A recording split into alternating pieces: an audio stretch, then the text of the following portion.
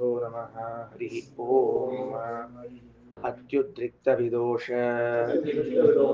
सत्सुखमः ज्ञानैकतानप्रभा सर्वप्राभव शक्तिभोगबल सत्सारात्मदिव्याकृतिं सृष्टिस्थान निरोधनित्यनियति ज्ञानप्रकाशावृति ध्वान्ता मोक्षविमोक्षदम् हरिमजं नित्यं सदोपास्महे 302 ಈ 302ನೇ ಪುಟದಲ್ಲಿ ಬೆಳಿಗ್ಗೆ ಪಾಠ ಆಗಿತ್ತು. ಕೊನೆಗೆ ಈಗ ನಾವೇನು ಹೇಳಬೇಕಾಗಿದೆ, ಸ್ತೋಭ ಅಕ್ಷರಗಳಲ್ಲಿ ದೇವತೆಗಳ ಉಪಾಸನೆಯನ್ನ ಮಾಡಬೇಕು. ಸ್ತೋಭಾಕ್ಷರಗಳು ಅಂತನ್ನೋದು ಸಾಮವೇದಕ್ಕೆ ಸಂಬಂಧಪಟ್ಟಿರುವಂತಹ ಅಕ್ಷರಗಳು. ನಾವು ಅದನ್ನ ಹಿಂದಕ್ಕೆ ತೈತ್ರೇಯ ಉಪನಿಷತ್ತನ್ನ ಓದುವ ಕಾಲದಲ್ಲಿ ನೋಡಿದ್ವಿ. ಆ ತೈತ್ರೇಯ ಉಪನಿಷತ್ತಿನ ಕೊನೆಯಲ್ಲಿ ಬರುವಾಗ ಹಂಗೆ ಹೇಳಿತ್ತದು. ಏನಾಗಿತ್ತು, ಅಲ್ಲಿ ಮುಕ್ತಿಯಲ್ಲಿ ಹಿಂಗಿರ್ತಾರ ಅಂತ ಹೇಳ್ಕೋತ ಸಾಮಗಾನವನ್ನ ಮಾಡ್ತಾ ಇರ್ತಾರ ಅಂತ ಹೇಳಿತ್ತಲ್ಲಿ. ಏನಂತಾರ, ಏತತ್ ಸಾಮಗಾಯನ್ನಾಸ್ತೆ ಮೇಲದ 15ನೇ ಮಂತ್ರ ಅಹಮಸ್ಮಿ ಅನ್ನೋದ್ರ ಮೇಲೆ 3 ಸಾಲು ಬಿಟ್ಟು ಏತತ್ ಸಾಮಗಾಯನ್ನಾಸ್ತೆ ಹಾವು ಹಾವು ಹಾವು ಅಹಮನ್ನಮಹಮನ್ನಮಹಮನ್ನಂ ಅಹಮನ್ನಾದೋ ಅಹಮನ್ನಾದೋ ಅಹಮನ್ನಾದಃ ಅಹಶ್ಲೋಕಕೃತ ಅಹಮಸ್ಮಿ ಪ್ರಥಮಜಾರತಾಸ್ಯ ಪೂರ್ವಂ ದೇವೇಭ್ಯೋ ಅಮೃತಸ್ಯ ನಾಭಾಯಿ ಯೋ ಮಾ ದದಾತಿ ಸೈದೇವ ಮಾವಾಹ ಅಹಮನ್ನಮನ್ನಮದಂತಮಾದ್ಮಿ. ಇವಿಷ್ಟದ ನೋಡ್ರಿ, ಇವನ್ನೆಲ್ಲ ಏನ್ ಕರೆದಾರ, ಸಾಮ ಸ್ತೋಭಾಕ್ಷರಗಳು ಅಂತ ಕರೀತಾರೆ. ಆ ಹಾವು ಹಾವು ಹಾವು ಅಂತೇನವ, ಆಮೇಲೆ ಇದು ನಾಭಾಯಿ ಅಂತ ಹಿಂಗೇನವ, ಇವೆಲ್ಲವೂ ಸ್ತೋಭಾಕ್ಷರಗಳು ಅಂತ ಕರೆಸಿಕೊಂಡಾವ. ಕಲ್ಪನಾವಂತ ಸ್ತೋಭಾಕ್ಷರದ ಪೇಜ್ ನಂಬರ್ ಅಲ್ಲಿ ಹಾಕೊಂಡಿರ್ಬೇಕು, ಎಲ್ಲದ ನಿಮ್ಮ ಪುಸ್ತಕದಾಗ ಅಂತ ಹೇಳಿ ನಂಬರು ರೆಫರೆನ್ಸ್ಗೆ. ಎಷ್ಟು ಸ್ತೋಭಾಕ್ಷರಗಳು ಬರುತ್ತದೆ ಸಾಮವೇದದಲ್ಲಿ ಅಂತ ಹೇಳಿ ಹೊರಟಿದ್ದಾರೆ. ಸರಿನಾ?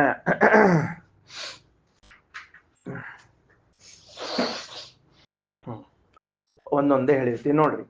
ಹಾವುಕಾರ, ಹಾಯಿಕಾರ, ಅಥಕಾರ, ಇಹಕಾರ, ಈಕಾರ, ಊಕಾರ, ನಿವ, ಏಕಾರ, ಔಹೋ ಈಕಾರ, ಹಿಂಕಾರ, ಸ್ವರ, ಯಾಯಾಕಾರ, ವಿರಾಟ್, ಅನಿರುಕ್ತ ಅಂತ 13 ಸ್ತೋಭಾಕ್ಷರಗಳನ್ನು ಹೇಳಿದ್ದಾರೆ. ಸರಿನಾ? ಅವು ಒಂದೊಂದು ಬರ್ಕೊಳ್ಳೋ ಕಾಲಕ್ಕೆ ಬಂದ್ಬಿಡ್ತಾವ. ಏನಂತ ತಿಳ್ಕೊಂಡು ಅರ್ಥ ನೋಡೋ ಕಾಲಕ್ಕೆ ಬರ್ತಾವ. ಈಗ ಬರ್ಕೊಳಿಕ್ ಹೋಗ್ಬೇಡ, ಡಬಲ್ ಕೆಲಸ ಆಗ್ತಾವ.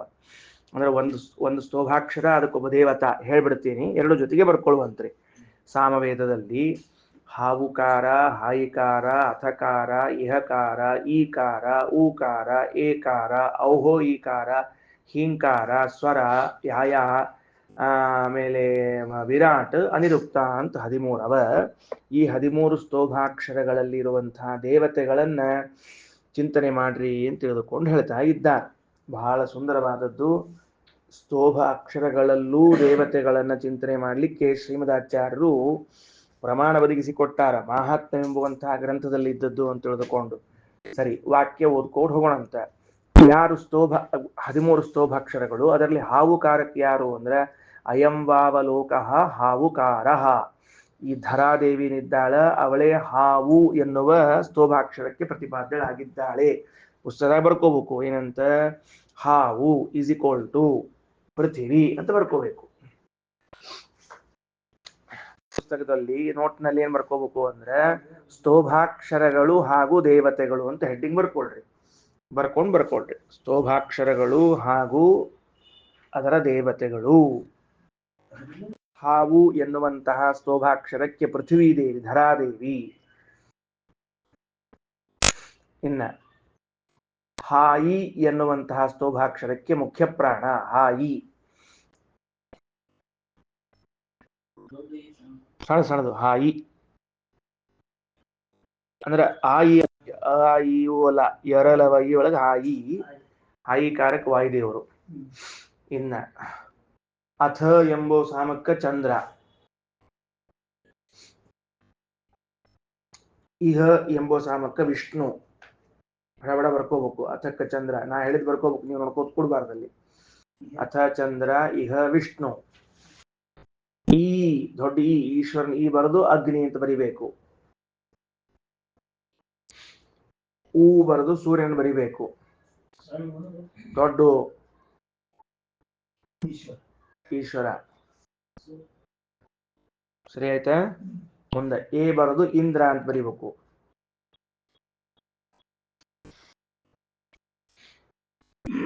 ಎ ಬರೆದು ಇಂದ್ರ ಅಂತ ಬರಿಬೇಕು. ಆಮೇಲೆ ಔಹೋಯಿ ಅಂತ ಬರೆದು ಎಲ್ಲಾ ದೇವತೆಗಳನ್ನು ಬರಿಬೇಕು. ಔಹೋಯಿ ಸಾಮ, ಅದಕ್ಕೆ ಬ್ರಹ್ಮದೇವರು. ಹಿಂಸಾಮಕ್ಕ ಚತುರ್ಮುಖ ಬ್ರಹ್ಮ.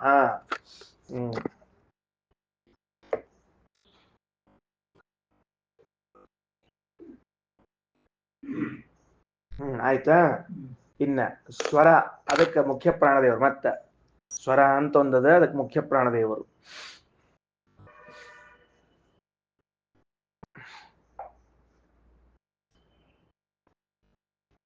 ಸರಿ. ಯಾಯ ಎಂಬುವಂತಹದ್ದು, ಯಾಯ ಅನ್ನುವಂತಹದ್ದು ಒಂದು ಸ್ತೋಭ, ಅದಕ್ಕೆ ಸರಸ್ವತಿ. ಯಾಯ ಅನ್ನುವಂತಹ ಒಂದು ಸ್ತೋಭಾಕ್ಷರ, ಅದಕ್ಕೆ ಸರಸ್ವತಿ. ವಿರಾಟ್ ಎನ್ನುವಂತಹ ಒಂದು ಸ್ತೋಭಾಕ್ಷರ, ಅದಕ್ಕೆ ಲಕ್ಷ್ಮಿ.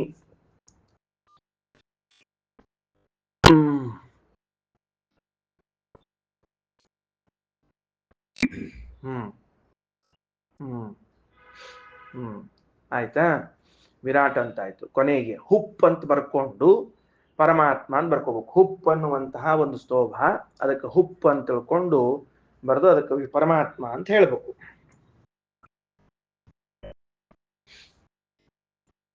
ಆಯ್ತಾ? ಮುಗಿದೋತಿಲ್ಲ?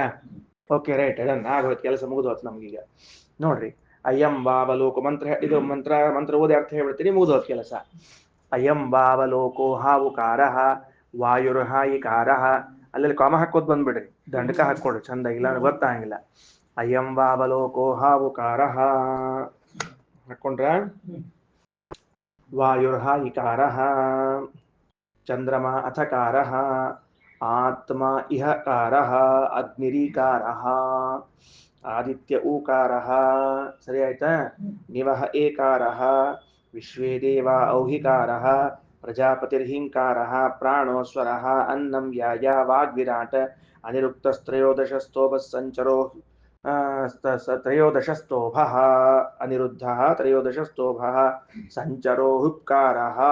ಇಷ್ಟು ತನಕ ಮುಗಿತೀಗ. ಇನ್ನ ದುಗ್ಧೆ, ಇದಿಷ್ಟು ಕೂಡಿ ಒಂದೇ ವಾಕ್ಯ. ದುಗ್ಧೆ ಅಸ್ಮೈ ವಾಗ್ದೋಹಂ ಯೋ ವಾಚೋದೋಹೋ ಅನ್ನವಾನನ್ನಾದೋ ಭವತಿ ಏತಾಮೇವ ಸಾಮ್ನಾ ಉಪನಿಷದಂ ವೇದ ಉಪನಿಷದಂ ವೇದ ಇತಿ. ನೋಡ್ರಪ್ಪ, ಯಾರು ಈ ಸಾಮವೇದೊಳಗಿನ 13 ಸ್ತೋಭಾಕ್ಷರಗಳನ್ನು ತಿಳ್ಕೋತಾನೋ, ಅದರೊಳಗಿನ ರಹಸ್ಯ ಉಪಾಸನೆ ಇಷ್ಟು ಅಂತ ತಿಳ್ಕೋತಾನೋ, ಅವನು ಅನ್ನ ಉಳ್ಳವನಾಗಿ ಅನ್ನನಾಮಕ ಭಗವಂತನನ್ನು ಆಶ್ರಯಿಸಿಕೊಂಡಿರ್ತಾನ. ದುಗ್ಧೆ ಅಸ್ಮೈ ವಾಗ್ದೋಹಂ. ಈ ವಾಕ್ ಅಂದ್ರೆ ಶಾಸ್ತ್ರ ಅವನಿಗೆ ದುಗ್ಧೆ ಅಭಿಷ್ಟವನ ಮಳೆಗರಿತದ. ಯೋ ವಾಚೋದೋಹ ಅನ್ನವಾನನ್ನ ಅದೋ ಭವತಿ. ಮತ್ತ ಏನೇನ್ ಬೇಕಾಗ್ಯದ ಅದಷ್ಟು ಸಿಗುತ್ತದ ಅಂತ ಹೇಳಿಗತ್ತಾರ. ಕಡ್ರ ಏನಂತಾರ?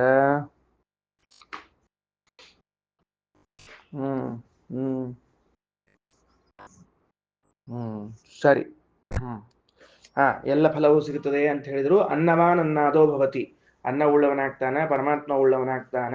ಏತಾಮೇವ ಸಾಮ್ನಾ ಉಪನಿಷದಂ, ಇದು ಸಾಮವೇದದ ರಹಸ್ಯವನ್ನು ತಿಳಿದುಕೊಳ್ಳುತ್ತಾನೋ. ವೇದ ಉಪನಿಷದಂ ವೇದ ಅಂತ ಅಧ್ಯಾಯ ಮುಗಿತು ಅಂತ ಡಬಲ್ ಹೇಳಿದ. ಅಷ್ಟು ವಿಷಯ ತಿಳಿತಾ? ಒಟ್ಟಾರೆ ಸಾಮವೇದದಲ್ಲಿ ಬರುವಂತಹ 13 ಸ್ತೋಭ ಅಕ್ಷರಗಳನ್ನು ಯಾರು ತಿಳಿದುಕೊಂಡು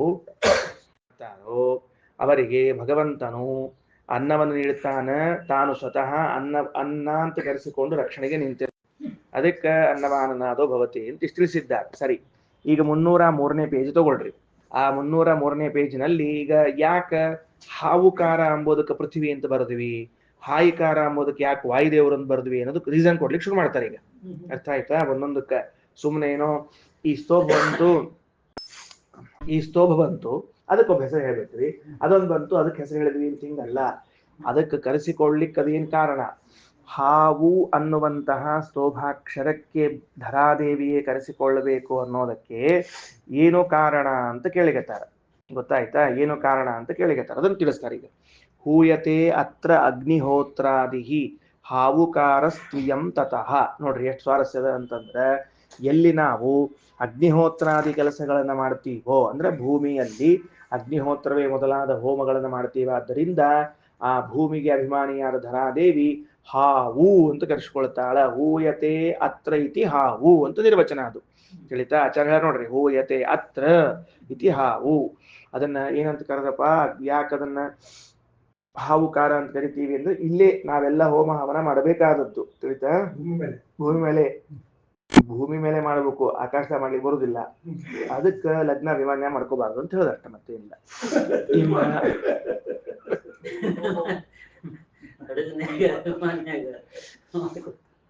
ಆಮೇಲೆ ಇನ್ನ ಈಗ ಹಾಯಿಕಾರ ಅಂಬೋದಕ್ಕೆ ವಾಯುದೇವರು ಅಂತ ಹೇಳಿದ್ರಲ್ಲ, ಅದು ಹೆಂಗ್ ಬಂತು ಅಂತ ಹೇಳ್ತಾರೆ. ಈಗ ಎರಡು ರೀತಿಯಿಂದ ಹೇಳ್ತಾರೆ. ಹೇತ್ಯಾಶ್ಚರ್ಯವದಾಯಾತಿ ಹೇತಿವಾ ಸುಖಕೃತ್ವತಃ ಹಾಯಿಕಾರಸ್ತಥೋ ವಾಯು. ಅಲ್ಲಿ ಕುಕಮ ಏನಂತ ನೋಡ್ರಿ, ಹ ಇತಿ ಆಶ್ಚರ್ಯವದಾಯಾತಿ, ಅದು ಒಳಗೆ ಪ್ರಿಂಟ್ ತಪ್ಪಾಗಿದೆ. ಅದು ಅಶ್ವರ್ಯವು ಆಗಿದೆ, ಏನೋ ಆಗಿದೆ, ತಪ್ಪಾಗಿದೆ. ವ ಬೇಡ, ವ ಬಿಟ್ಟು ಚ ಆಗ್ಬೇಕಷ್ಟ ನಮಗೆ. ಯಾರಿಗೆ ಚ ಅದ ಅವ್ರು ಮುಟ್ಬೇಡ್ರಿ, ವ ಇದ್ದವ್ರು ಚ ಮಾಡ್ಕೊಳ್ರಿ. ಇವ್ರು ಅದನ್ನ ಮಾಡ್ಕೊಳ್ದ, ಅವ್ರ ಇದು ಮಾಡ್ಕೊಳ್ದ. ಶದ ತೆಳಗ ವ ಕಾಟ್ ಹೊಡೆದ ಚ ಬರ್ಕೋಬೇಕು. ಇವ್ರನ್ನ ಇವ್ರು ಅದನ್ನ ತೆಗೆದವರು ಅವ್ರಿಗೆ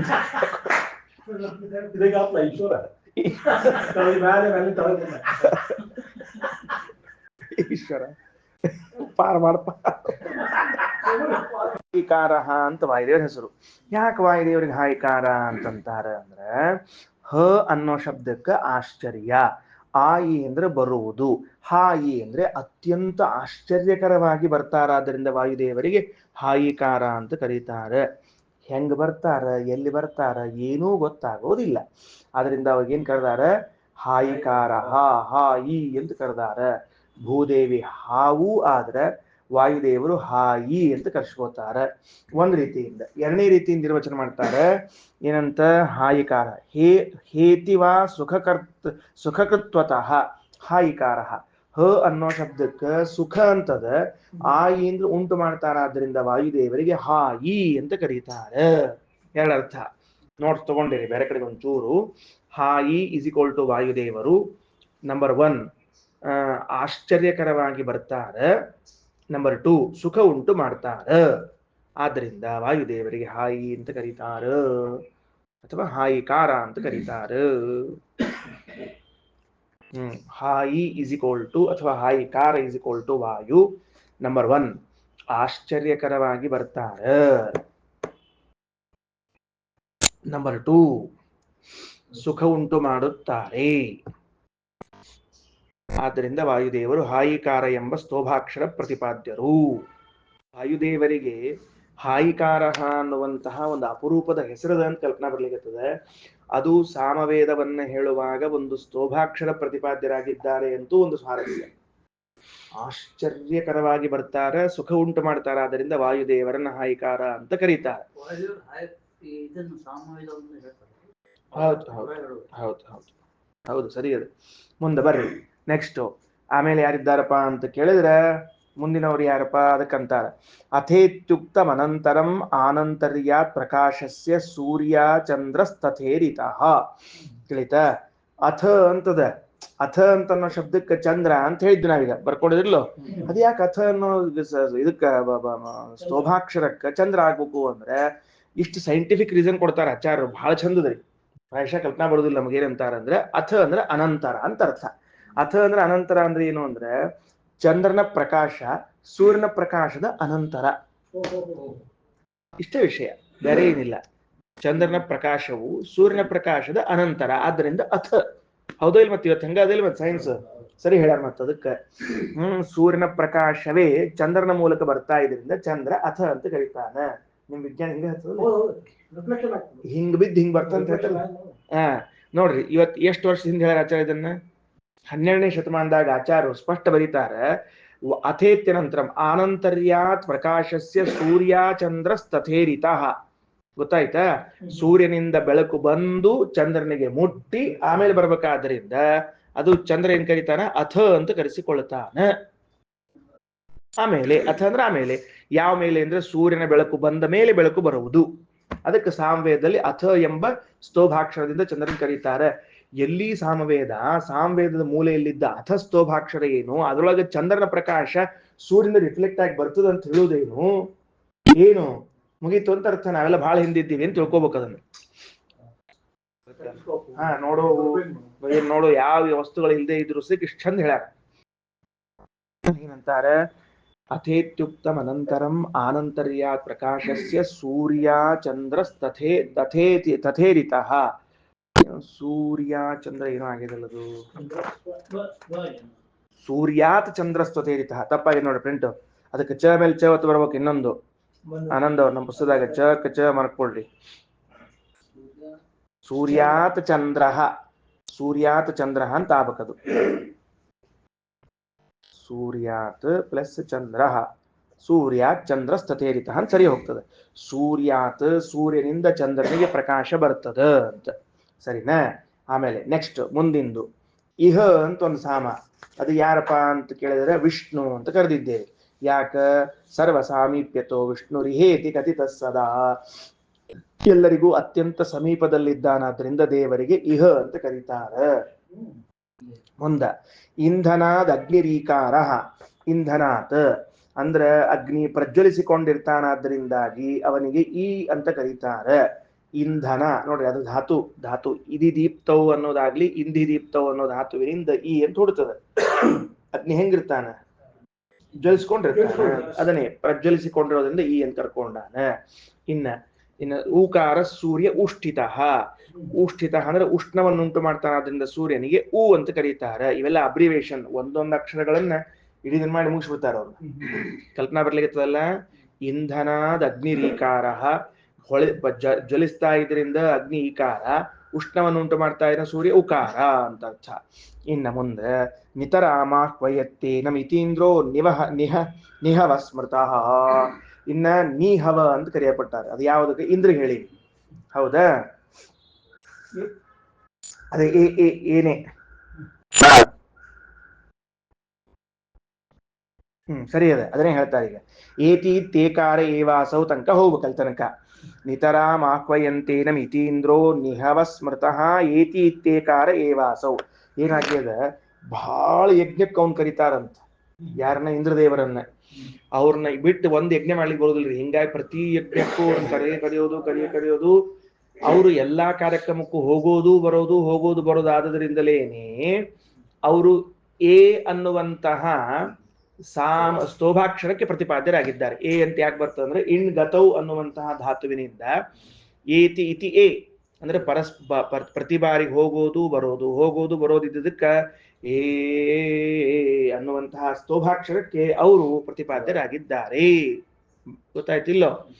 ಮುಂದ ನಿತರಾಮ್ ಆಹ್ವಯಂತೇನಂ, ಬಹಳ ಸರ್ತಿ ಕರೀತಾರೆ ಜನ ಅವರನ್ನ. ಇತಿ ಇಂದ್ರೋ, ಹೀಗೆ ಇಂದ್ರ ನಿಹವ ಸ್ಮೃತಃ, ನಿಹವ ಅಂತ ಕರ್ಷೋಣ. ಅದಕ್ಕೆ ಏತಿ ಇತ್ತೇಕಾರ ಏವಾಸೌ, ಅವಂಗ ಏತಿ ಅಂತ ಕರೀತಾರ.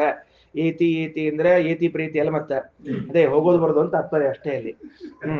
ಇನ್ನ ಔಹೋ ಇತ್ಯಖಿಲಾಸುರಾಹ, ಔಹೋ ಈ ಅಂತದ. ಅದಕ್ಕೆ ಎಲ್ಲಾ ದೇವತೆಗಳು ಅಂತ ಅರ್ಥ. ಎಲ್ಲಾ ದೇವತೆಗಳು ಅಂತ ಯಾಕ? ಉಚ್ಚತ್ವಾದ್ ವಿಷ್ಣು ರೂಪ್ರೋಕ್ತಃ ಹೂಯಂತೇಸ್ಮಿನ್ ಯಥೋಕಿಲಾಹ ಮುಕ್ತೌ ಅವೋಹಿನಸ್ತಸ್ಮಾತ್ ಸರ್ವದೇವಾಃ ಪ್ರಕೀರ್ತಿತಃ. ಊ ಅಂದ್ರೆ ಪರಮಾತ್ಮ. ಆ ಪರಮಾತ್ಮನನ್ನೇ ಆಶ್ರಯಿಸಿಕೊಂಡದ್ದರಿಂದಾಗಿ ಮುಕ್ತಿಯಲ್ಲಿ ಇವರನ್ನೆಲ್ಲರನ್ನೂ ಕೂಡ ಔಹೋಯಿ ಅಂತ ಕರೀತಾರೆ. ಊ ಅಂದ್ರೆ ಪರಮಾತ್ಮ, ಊ ಹೋಗಿ ಮುಂದೆ ಔ ಆಗ್ತದೆ. ಅದರಲ್ಲೇ ಇವರು ಹೋಯಿ ಅಂದ್ರೆ ಹೋಗಿ ಸೇರ್ಕೋತಾರ. ಅದರಿಂದ ಇವರೇನು ಔಹೋಯಿ ಅಂತ ತಿಳ್ಕೊಳ್ರಿ ಅಂತ ಹೇಳಿ ಶ್ರೀಮದಾಚಾರ್ಯ. ಇನ್ನೊಂದ್ಸಲ ವಾಕ್ಯ ನೋಡ್ಕೊಂಡ್ಬಿಡ್ರಿ. ಉಚ್ಚತ್ವಾತ್ ವಿಷ್ಣುರು ಉಪ್ರೋಕ್ತಃ, ಉತ್ತಮನಾದರಿಂದ ವಿಷ್ಣುವಿಗೆ ಊ ಅಂತ ಕರೆದಾರ. ಹೂಯಂತೆ ಅಸ್ಮಿನ್ ಯಥೋ ಅಖಿಲಾಹ, ಅಖಿಲಾಹ ಸುರಾಹ ಹೂಯಂತೆ. ಯಾವಾಗ? ಮುಕ್ತೌ, ಮುಕ್ತಿಯಲ್ಲಿ ಎಲ್ಲ ದೇವತೆಗಳು ಅವರನ್ನು ಆಶ್ರಯಿಸ್ತಾರೆ. ಅದರಿಂದ ಔಹೋಯಿನಃ ತಸ್ಮಾತ್ ಸರ್ವದೇವ ಪ್ರಕೀರ್ತಿತಃ. ಸರಿ, ಮುಂದ ಇನ್ನು ಹೀಂಕಾರ ಬೇಕಿನ್ನ. ಹೀಂಕಾರ ಯಾರು ಅಂದ್ರೆ ಬ್ರಹ್ಮದೇವರು ಅಂತ ಹೇಳಿದ್ವಿ, ಸರಿನಾ? ನೋಡ್ರಿ, ಸರಿ. ಹೀತಿ ನಿಶ್ಚಯ ಉದ್ದಿಷ್ಟ ನಿಶ್ಚಯ ಜ್ಞಾನತಃ ಸದಾ ಬ್ರಹ್ಮ ಹೀಂಕಾರ ಇತ್ಯುಕ್ತ. ಅದ್ಭುತವಾದ ಮಾತು. ಚತುರ್ಮುಖ ಬ್ರಹ್ಮದೇವರು ಹೀಂ ಅಂತ ಕರ್ಸ್ಕೋತಾರೆ. ಯಾಕ ಅಂದ್ರೆ ಅವರಿಗೆ ಎಂದೂ ಕೂಡ ಅನಿಶ್ಚಿತ ಜ್ಞಾನವೇ ಇಲ್ಲ. ಹಿ ಅಂದ್ರೆ ನಿಶ್ಚಿತ ಅಂತ ಅರ್ಥ. ಹಿ ನಿಶ್ಚಿತವಾದ ಜ್ಞಾನ ಆದ್ರಿಂದ ಅವ್ರನ್ನ ಹಿಂಕಾರ ಹಿಂಕಾರ ಅಂತ ಕರಿಬೇಕು. ಸಂಸ್ಕೃತದಲ್ಲಿ ಹಿ ಅಂದ್ರೆ ನಿಶ್ಚಿತ ಅಂತ ಅರ್ಥ. ಹಿ ಅಂದ್ರೆ ನಿಶ್ಚಿತ, ಶೋರ್ ಅಂತ ಅರ್ಥ. ಅದಕ್ಕೆ ನಿಶ್ಚಿತ ಅಂತ ಅನ್ನೋದನ್ನ ಹಿ ಶಬ್ದ ಹೇಳ್ತದೆ. ಅದೇ ಹಿಂಕಾರ ಎಂಬ ಸ್ತೋಭಾಕ್ಷರದಿಂದ ಪ್ರತಿಪಾದ್ಯರಾದವರು ಯಾರು? ಚತುರ್ಮುಖ. ಅವರಿಗೆಂದೂ ಅನಿಶ್ಚಿತವಾದ ಜ್ಞಾನವೇ ಇಲ್ಲ. ಸರಿನಾ? ಮುಂದೆ ಹೋಗೋಣ. Okay, right, done done done. ಮುಂದೆ ಮುಕ್ ವಾಯು ಪ್ರಾಣ ಶರೀರಗ ಸ್ವೇ ವಿಷ್ಣು ರಮಯತ್ತೇನಂ ಜೀವಂ ತಸ್ಮಾತ್ ಸ್ವರಸ್ಮೃತಃ. ಬಹಳ ಚಂದದ. ವಾಯುದೇವರು ಶರೀರದಲ್ಲಿರ್ತಕ್ಕಂತಹ ಮುಖ್ಯ ಪ್ರಾಣದೇವರು ವಿಷ್ಣುವಿನಿಂದ ಜೀವನನ್ನ ಸುಖಪಡಿಸ್ತಾ ಇದ್ದರಿಂದ ಸ್ವರ ಅಂತ ಕರೆಸಿಕೊಂಡಿದ್ದಾರೆ. ಹೆಂಗ ಶಬ್ದ ನೋಡ್ರಿ. ವಾಯು ಪ್ರಾಣ ಶರೀರಗ, ಶರೀರದಲ್ಲಿರ್ತಕ್ಕಂತಹ ಮುಖ್ಯ ಪ್ರಾಣದೇವರು ಸ್ವರ ಅಂತ ಕರೆಸ್ಕೊಂಡ್ರೆ ಹೆಂಗ? ಸ್ವೇ ವಿಷ್ಣು, ಸ್ವ ಅಂದ್ರೆ ಪರಮಾತ್ಮ, ಅವನಲ್ಲಿ, ರಮಯತಿ ಸುಖಪಡಿಸುತ್ತಾರೆ, ಏನಂ ಜೀವಂ ಈ ಜೀವನನ್ನು, ತಸ್ಮಾತ್ ಆದ್ದರಿಂದ ಸ್ವರಃ ಇತಿ ಸ್ಮೃತಃ. ಹಾಗೆ ವಾಯುದೇವರು ನಮ್ಮಲ್ಲಿದ್ದು ದಿವಸ ದೇವರ ಕಡೆಗೆ ನಮ್ಮನ್ನು ಕರ್ಕೊಂಡು ಹೋಗಿ ಖುಷಿ ಪಡಿಸ್ತಾರೆ, ಅದನ್ನು ಸ್ವರ ಅಂತ ಕರೀತಾರೆ. ಯೈರ್ ನಿತ್ಯಗತೇರ್ವಾಯು ತದ್ಗಾಯ ಯಾಯಾ ಸರಸ್ವತಿ ಸೈವಾನ್ನ ದೇವತಾ ಪ್ರೋಕ್ತ ಯಾತ್ರಾ ಪ್ರಾಣೇನ ನೀಯತೆ. ಇಷ್ಟ ತನಕ ಇದು ಎದಕ್ಕಪ್ಪ? ಇದು ಯಾ ಅಂಬೋ ಶಬ್ದಕ್ಕೆ ಸರಸ್ವತಿ ಅಂತ ಹೇಳ್ಬೇಕಾಗಿತ್ತು ನಮ್ಗೀಗ. ಬರ್ಕೊಂಡಿದ್ದಿಲ್ಲೋ? ಹಂಗ ಅಂದ್ರ ಯಯಿ ಅಂದ್ರೆ ನಿತ್ಯಗತೇರ್ ವಾಯು, ನಿರಂತರ ಸಂಚಾರ ಮಾಡುವಂತಹ ವಾಯುದೇವರಿಗೆ ಯಯಿ ಅಂತ ಕರೀತಾರಂತ ಸಂಸ್ಕೃತದಲ್ಲಿ. ಏನು? ಯಯಿ ಅಂದ್ರೆ ನಿತ್ಯ ಗಮನವುಳ್ಳ ವಾಯುದೇವರು. ಬರ್ದಿಟ್ಕೊಂಡ್ಬಿಡ್ರಿ. ಯಯಿ ನಿತ್ಯ ಗಮನವುಳ್ಳ ವಾಯುದೇವರು.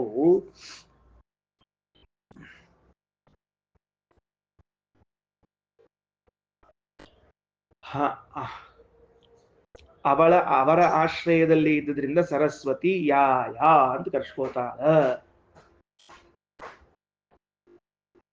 ಅವಳ ಆಶ್ರಯದಲ್ಲಿ ಇದ್ದುದರಿಂದ ಸರಸ್ವತಿ ಯಾ ಅಂತ ಕರ್ಸ್ಕೋತಾಳ.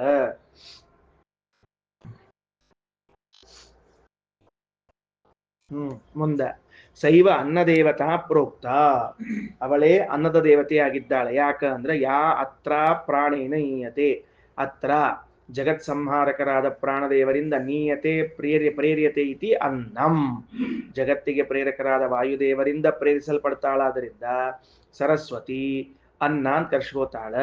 ಯಯಿ ಅಂತ ಕರೆಸಿಕೊಂಡ ನಿತ್ಯಗಮನವುಳ್ಳ ವಾಯುದೇವರನ್ನು ಸದಾ ಆಶ್ರಯಿಸಿದ್ದರಿಂದ ಸರಸ್ವತಿಗೆ ಯಾ ಅಂತ ಕರೆದಿದ್ದಾರೆ. ನೆಕ್ಸ್ಟ್ ಸರ್ವಭಾಗಾತ್ಮಿಕ ಯಾತೋ ಶ್ರೀರ್ವಿಶೇಷೇಣ ರಾಜನಾಥ್ ವಿರಾಡುಕ್ತ. ಸರಿ ನೋಡ್ರಿ, ವಿರಾಟ್ ಅಂತ ಮಹಾಲಕ್ಷ್ಮಿ. ಯಾಕ? ಸರ್ವಭಾಗಾತ್ಮಿಕ, ಪ್ರತಿಯೊಂದು ಮಾತಿನಿಂದಲೂ ಅವಳು ವಿಶೇಷವಾಗಿ ಶೋಭಿಸ್ತಾಳೆ. ಸಕಲ ಮಾತುಗಳಿಗೆ ಅವಳೇ ಅಭಿಮಾನಿ. ಯಾರು? ಮಹಾಲಕ್ಷ್ಮಿ.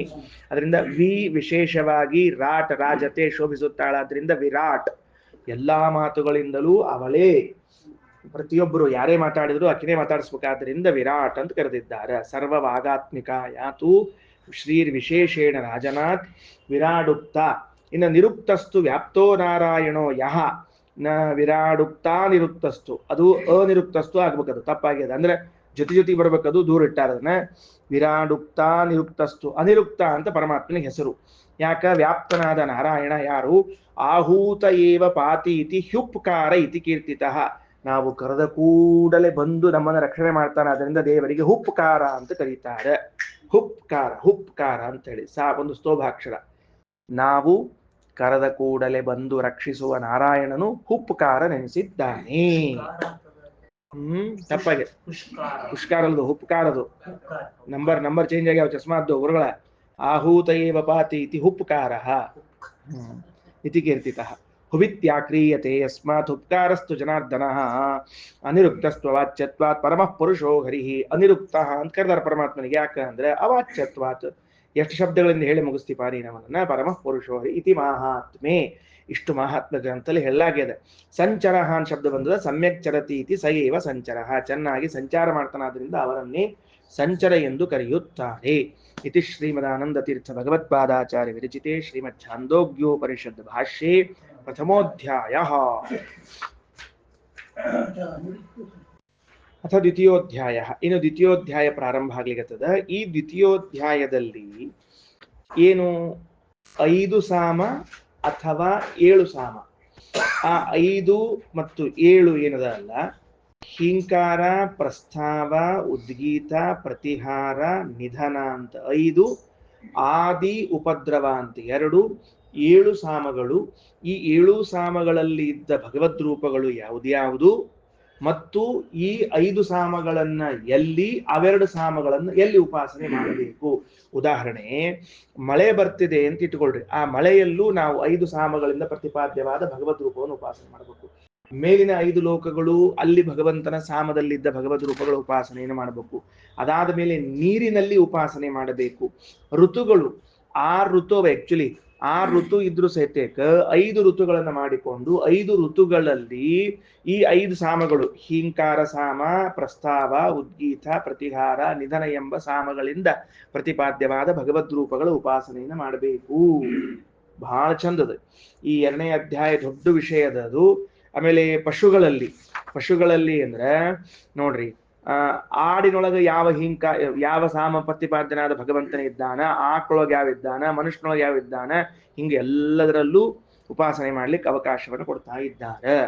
ಪ್ರಾಣ, ಅಪಾನ, ವ್ಯಾನ, ಉದಾನ ಇವುಗಳಲ್ಲಿ ಯಾರಿದ್ದಾರೆ, ಹಿಂಗೆ ಎಲ್ಲಾ ಕಡೆಗಳಲ್ಲೂ ಉಪಾಸನೆಯನ್ನು ಹೇಳ್ತಾರೆ.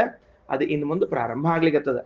ಒಟ್ಟ ಎಷ್ಟು ಕಡೆ ಅದ ಅಂತ ಒಂದು ಸುಮ್ಮನೆ ಹೇಳಿರ್ತೀನಿ ನಿಮಗೆ, ಅಂದ್ರೆ ಕಲ್ಪನಾ ಬರಲಿ ಅಂತ ತಿಳ್ಕೊಂಡಷ್ಟ ಮತ್ತೇನಿಲ್ಲ.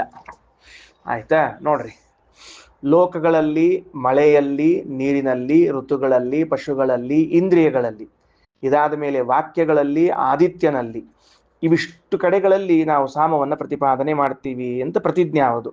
ಲೋಕ, ಮಳೆ, ನೀರು, ಋತು, ಪಶು, ಇಂದ್ರಿಯ, ವಾಕ್ಯ, ಸೂರ್ಯ, ಈ ತರಹದ ಸ್ಥಳಗಳಲ್ಲಿ ಮಾಡ್ರಿ ಅಂತ. ಯಾವ್ಯಾವ ಸಾಮಗಳು ಅಂತ ಮತ್ತೆ ಮುಂದೆ ಗಾಯತ್ರ ಸಾಮ, ರಥಂತ್ರ ಸಾಮ, ವಾಮದೇವ್ಯ ಸಾಮ, ಬೃಹತ್ ಸಾಮ, ವೈರೂಪ ಸಾಮ, ವೈರಾಜ ಸಾಮ, ಶಕ್ವರಿ ಸಾಮ, ರೇವತಿ ಸಾಮ, ಯಜ್ಞಾಯಜ್ಞೀಯ ಸಾಮ, ರಾಜನ ಸಾಮ ಅಂತ ಮತ್ತೊಂದು ಸಾಮ. ಇವು ಎಲ್ಲ ಸಾಮಗಳನ್ನು ಕೂಡ ಇದರ ಮುಂದೆ ನಾವು ಹೇಳಲಿಕ್ಕೆ ಹೊರಟಿದ್ದೇವೆ ಅಂತ ತಿಳಿಸ್ತಾರೆ. ಸರಿನಾ? ಓಕೆ. ಈ ಸದ್ಯಕ್ಕೆ ನಾವೇನ್ ತಿಳ್ಕೊಳ್ಳೋದು ಅಂತಂದ್ರೆ, 2ನೇ ಅಧ್ಯಾಯದಲ್ಲಿ ಸಾಮಗಳಲ್ಲಿ ಬಂದ ಭಗವದ್ ರೂಪಗಳು, ಯಾವ್ಯಾವ ಸಾಮದ ಭಗವದ್ ರೂಪಗಳು ಯಾವುದು, ಅವುಗಳು ಎಲ್ಲೆಲ್ಲಿ ಅವ ಅಂತ ಉಪಾಸನೆ ಮಾಡ್ಲಿಕ್ಕೆ ಹೊರಟಾರ. ಫಸ್ಟ್ ಮೊದಲನೇದೊಂದು ವಾಕ್ಯ ಓದ್ಬಿಡ್ತೀನಿ, ತಗೊಳ್ರಿ. ಓಂ ಸಮಸ್ತಸ್ಯ ಖಲು ಸಾಮ್ನ ಉಪಾಸನಂ ಸಾಧು ಯತ್ ಖಲು ಸಾಧು ತತ್ಸಾಮೇತ್ಯಾಚಕ್ಷತೆ ಯದಸಾಧು ಅಸದಸಾಮೇತಿ. ಮೊದಲನೇ ವಾಕ್ಯ. ಏನಂತಾರ, ಇದಕ್ಕೆ ಬೇರೆಯವರು ಒಂದು ರೀತಿ ಅರ್ಥ ಬರೆದ್ಬಿಟ್ಟಾರ.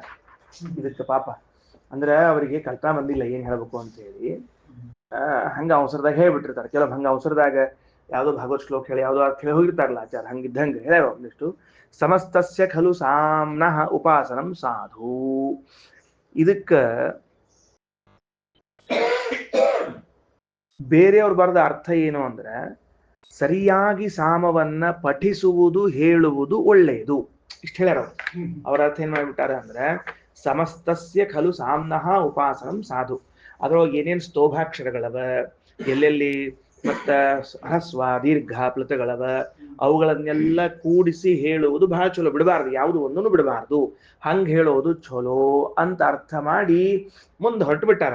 ಅದಕ್ಕೆ ಶ್ರೀಮದಾಚಾರ್ಯ ಅಂತಾರ, ಈ ಪ್ರಕರಣ ಬರೇ ಸಾಮ ಚಲೋತ್ನಾಗ ಹೇಳ್ರಿ, ಮಂತ್ರ ಚಂದ ಪ್ರತಿಪಾದನೆ ಮಾಡ್ರಿ ಅಂತ ಹೇಳಿಕ್ ಹೊರಟಿಲ್ಲ, ಇದೂ ಸಹಿತ ಭಗವಂತನನ್ನೇ ತಿಳಿಸ್ಲಿಕ್ಕೆ ಹೊರಟದ ಅಂತ ಅನ್ಕೊಳ್ರಿ. ಸಮಸ್ತಸ್ಯ ಖಲು ಸಾಮ್ನ ಉಪಾಸನಂ ಸಾಧು ಅಂದ್ರ ಅರ್ಥ ಏನು ಅಂದ್ರೆ, ಸರ್ವಗುಣ ಪೂರ್ಣನಾದ ಎಲ್ಲಾ ಅಂಶಗಳಿಂದ ಕೂಡಿರುವಂತಹ ಸಾಮ ಪ್ರತಿಪಾದ್ಯನಾದ ಪರಮಾತ್ಮ ಸಾಧು ಅಂತ ಕರ್ಸ್ಕೋತಾನ. ಅವನ ಉಪಾಸನೆ ಮಾಡ್ರಿ. ಯತ್ ಖಲು ಸಾಧು ತತ್ ಸಾಮ. ಯಾವುದು ಸಾಧು ಶಬ್ದ ಅರ್ಥವೋ ಅದೇ ಸಾಮ ಶಬ್ದದ ಅರ್ಥ. ಉದಾಹರಣೆಗೆ, ಯದ ಅಸಾಧು ತದಸಾಮೇತಿ. ಯಾವುದು ಅಸಾಧು ಅಂತ ಕರ್ಸ್ಕೋತದೋ ಅದು ಅಸಾಮ ಅಂತ ಕರ್ಸ್ಕೋತದ. ಇದ್ರ ವಿವರಣೆಯನ್ನು ಕೊಡ್ತೀನಿ ಮತ್ತೆ. ಅಸಾಧುವಾದದ್ದು ಅಸಾಮ ಎನಿಸಿಕೊಳ್ಳುತ್ತದೆ, ಅಂದ್ರೆ ಸಾಧುವಾದದ್ದು ಸಾಮ ಅಂತ ಕರ್ಸ್ಕೋತದೆ. ಸೊ ಸಾಧು ಮತ್ತು ಸಾಮ ಶಬ್ದಗಳು ಪರ್ಯಾಯ ಶಬ್ದಗಳು. ಇಷ್ಟು ನೋಟ್ಸ್ ತಗೊಂಡ್ಬಿಟ್ರೆ ಮುಗಿದ ಕೆಲಸ ನಮಗೀಗ. ಏನಂತಾರ, ಸಮಸ್ತಸ್ಯ ಖಲು ಸಾಮ್ನ. ಸಮಸ್ತಸ್ಯ ಅಂದ್ರೆ ಪೂರ್ಣನಾದ ಸಾಮ್ನಃ ಸಾಮನಾಮಕನಾದ ವಿಷ್ಣೋ ಉಪಾಸನಂ ಸಾಧು. ವಿಷ್ಣುವಿನ ಉಪಾಸನೆ ಇದು ಸಾಧು ಅಂತ ಕರ್ಸ್ಕೋತದ. ಏನಪ್ಪಾ ಅಲ್ರಿ, ಮತ್ತ ಸಾಮ ಶಬ್ದದ ಅರ್ಥ ಏನು? ಯಾವುದು ಸಾಮ ಶಬ್ದದ ಅರ್ಥ ಇದರಿಂದ ಹಂಗ ಉಪಾಸನೆ ಮಾಡಿದ್ರೆ ಸಾಧು ಅಂತ ಕರ್ಸ್ಕೋತದ ಅಂದ್ರೆ ಸಾಧು ಮತ್ತು ಸಾಮ ಶಬ್ದಗಳು ಪರ್ಯಾಯವಾದದ್ದರಿಂದಲೇನೆ ಸಾಮ ಶಬ್ದದಿಂದ ಭಗವಂತನ ಉಪಾಸನಾ ಮಾಡುವುದು ಸಾಧು ಅಂತ ಕರೆಸಿಕೊಂಡದ. ಅಂದ್ರೆ ಸಾಧು ಶಬ್ದದಿಂದ ಭಗವಂತನ ಉಪಾಸನಾ ಮಾಡುವುದು ಸಾಮ ಎಂದು ಕರೆಸಿಕೊಳ್ಳುತ್ತದೆ. ಶ್ರೀಕೃಷ್ಣಾರ್ಪಣಮಸ್ತು.